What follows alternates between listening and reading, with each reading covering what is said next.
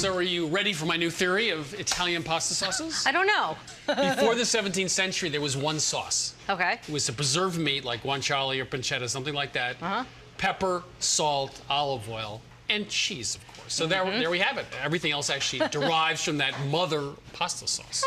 Well, amatriciana really is a simple tomato sauce with 3 distinct characteristics.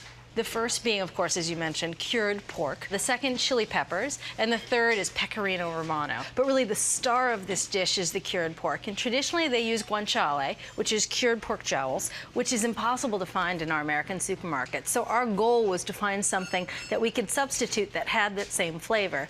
Now, guanciale is a very pure, clean, hearty pork flavor. No spice, no smoke, no salt. So we tried bacon, which is too smoky. We tried pancetta, which had a little bit of a sour flavor, and the spices were really out of place. And then we tried salt pork, and salt pork actually was the closest we could find to guanciale. So that's what we're going to use. And here we have an 8-ounce piece of salt pork. Now, when you buy salt pork, look for salt pork that has about 70% fat and about 30% meat, because we're going to use that rendered fat in the dish. And if it's too much more meaty than that, you're not going to have enough rendered fat. So salt pork always comes with a piece of skin on it, and the first thing you want to do is just trim that skin off using a sharp knife. Now, some recipes we call for salt pork that's mostly meat, right? It depends on the recipe. Yeah, it does depend on the recipe. And there we go. Now we're going to give it a rinse because it's pretty salty. We're going to try to rinse some of that salt off the outside. That's pretty good. And of course, we're going to pat it dry. And then we're going to cut it up into strips that are about a 1/4 inch thick. And if your salt pork is really mushy, you can throw it into the freezer. It makes it a little bit easier to slice, which can happen if your kitchen is pretty hot. And if you don't have a sharp knife, you might as well give up on the recipe right now, because it's true. Cutting through salt pork with a dull knife is a challenge. Is a challenge, and dangerous as well. So now that we have 1/4 inch thick planks, we're going to cut them crosswise into 1/4 inch thick strips. Now, of course, when we developed this recipe, we looked up a lot of traditional recipes, and we found that some of them said, you should definitely brown the pork because, of course, it develops flavor and it helps render the fat. And then we found other recipes that said, whatever you do, don't brown the pork because it'll ruin its texture. So our solution to browning without turning the meat dry is to put it in the pan and add a little bit of water. This is 1/2 cup of water. And now we're going to bring this to a simmer over medium heat. And what this is going to do is very gently cook the pork so that the fat renders without drying the meat out.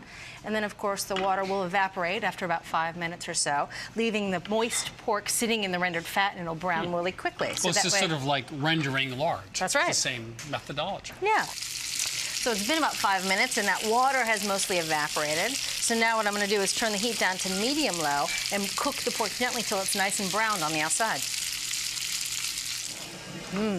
That looks pretty good. The pork is nice and tender, and you can see it rendered a lot of its fat.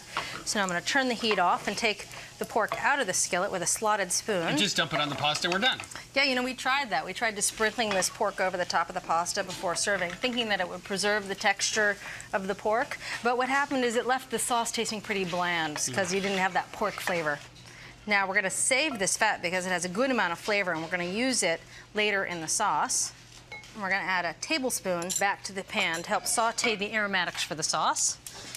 Put it back over the heat, and we're going to add a little bit of tomato paste. Now, tomato paste is not authentic. We didn't find it in traditional recipes, but it really helped develop a heartier flavor in the sauce and help the sauce actually cling to the pasta.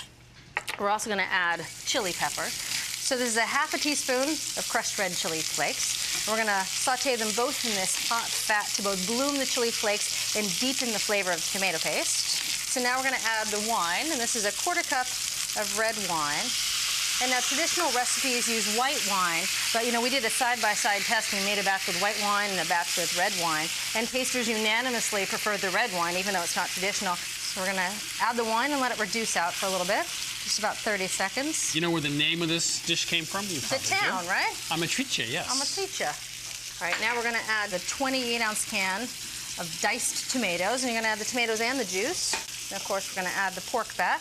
All right, so now we're just going to simmer this sauce gently until it's a little bit thickened, and that only takes about 12 to 16 minutes. So while the sauce is simmering, we're going to turn our attention to the pecorino romano. And of course, when making this dish, you really want to use traditional pecorino romano. You don't want to use the American stuff, which is just called romano, because it doesn't even come close to having the same flavor.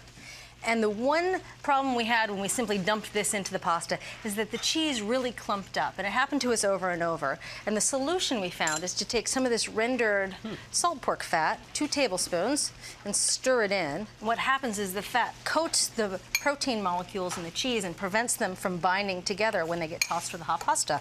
And then we'll stir this into the hot drained pasta with the sauce at the end. All right, that looks pretty good. So we'll set this aside till the pasta is done cooking. And speaking of the pasta, this is 4 quarts of boiling water. To this we'll add some salt. This is a tablespoon of table salt. And then in goes the spaghetti. All right, so the pasta's boiling, the sauce is simmering, and the cheese is waiting in the wings. And your kitchen's clean. It only took 10 minutes. That's right. All right, so this sauce is nicely reduced. I'm gonna leave you in charge of testing the pasta and draining it. Only one way to test a pasta for doneness. And it does not involve throwing the spaghetti around the kitchen. It's good? Very good. How much do you want reserve? If you could take out a cup, please. And of course, this is a good generic tip whenever you cook pasta, to reserve some of that pasta cooking water before you drain it, because it is an easy way to loosen up a sauce that's too tight, especially if the pasta sits around before you get to serving it.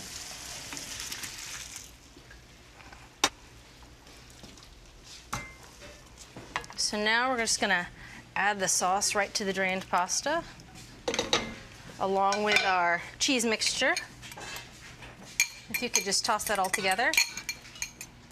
We're also gonna add just a little bit of that reserved pasta cooking water. How much do you want? Just about 1/3 of a cup to start. Perfect. Oh, that smells good. Add the sauce on top. There's a little extra pecorino right there if you'd like. Oh, the smell of this is delicious. Boy, that is really good. Yeah. It has a really potent flavor, and it wouldn't look it, you know? No, it looks like it's just got a mild, you know, marinara sauce on top. No, but it's got that strong pork flavor and that little bit of heat kick on the back end.